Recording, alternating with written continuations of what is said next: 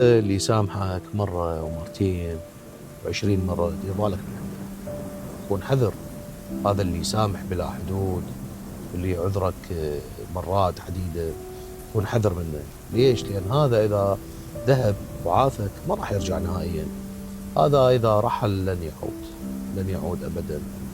فاللي يتجاهل أخطائك ويتجاوز عن أخطائك، واللي يعذرك مرة ومرتين و10 و20، هذا مو مغفل يا إخوان، هذا مو ما يفتهم، هذا مو ما عنده أحاسيس. هو لا يريد أن يخسرك، هو ما يريد يخسرك صدقني، ولكن راح يأتي اليوم اللي بعد ما يقدر حتى يسمع عذر منك، ولا يقدر يستمع لك نهائيا. فلا تتمادوا على من يتحملكم كثيرا، فلا تتمادوا على القلب الوفي الذي يسامحك كثيرا.